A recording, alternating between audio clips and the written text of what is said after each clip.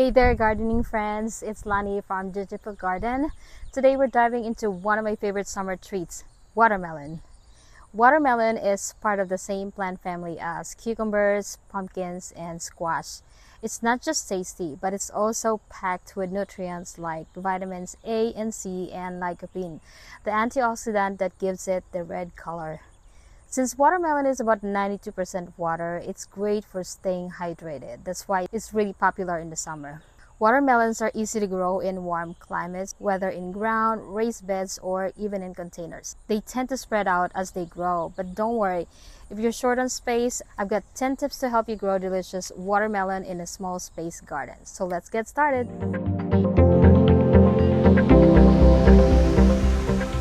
Tip number 1 is to choose the right variety. It's best to choose a compact or bush variety of watermelon like Sugar Baby or Bush Jubilee, which are great for small space gardens because they take up less room and grow quickly. But if you're feeling adventurous like I am, you can also try regular varieties. Just make sure the fruits aren't too heavy for your plant supports to handle. Tip number 2 is to optimize your soil. Watermelons need a lot of nutrients, so make sure to prepare your soil with plenty of compost or well-rotted manure. I also like to add azomite and slow-release fertilizer that's either higher in phosphorus and potassium or well-balanced. This will give your watermelon the nutrients they need to grow big and sweet. Tip number 3 is to use vertical space. A great way to save space is to grow your watermelon vertically. You can use a sturdy trellis or an A-frame to train the watermelon to grow upward. I built an A-frame with grids using stakes and connectors, but you can use other materials too. As the plant grows, I tie the vines with Velcro or flexible ties, which leads me to the next tip. Tip number 4 is support the fruits. Once the fruit starts to develop, you'll need to support their weight. Watermelon plants naturally spread out on the ground, so their stems aren't built to hold heavy hanging fruit. I make slings or hammocks from pieces of netting to support the growing fruit.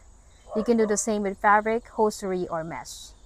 Tip number 5 is to start seeds indoors.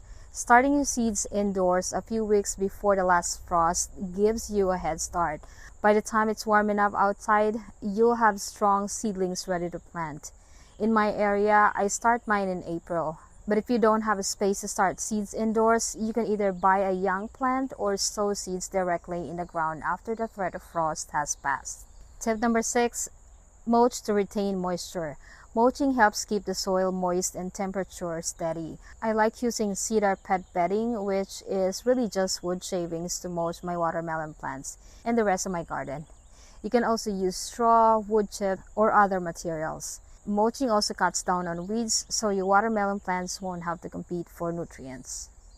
Tip number 7, water deeply and consistently. Watermelon needs plenty of water, especially when they start forming fruit, since they are mostly water themselves. Water deeply at the base of the plant to help the roots grow strong, but don't overdo it.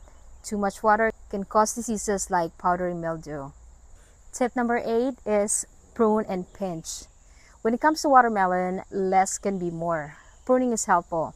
Remove extra vines and pinch off excess flowers so the plants can focus its energy on fewer fruits, resulting in better quality watermelons. In my experience though, the plant usually decides which fruits will fully develop and the others tend to fall off. Plus the deer often help with pruning.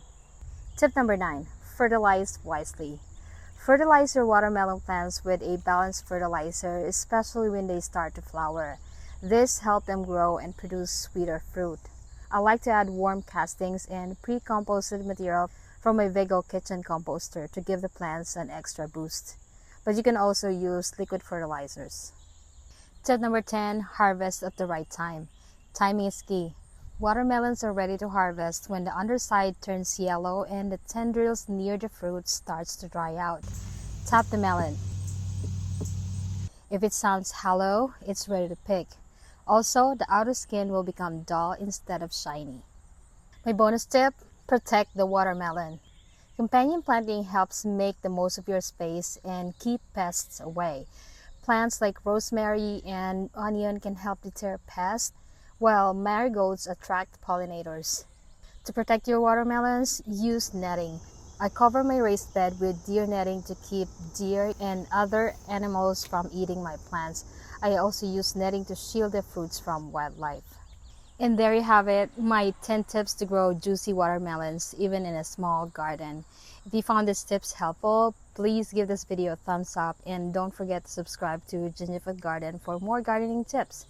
Happy gardening, and I hope to see you in the next video. Bye bye.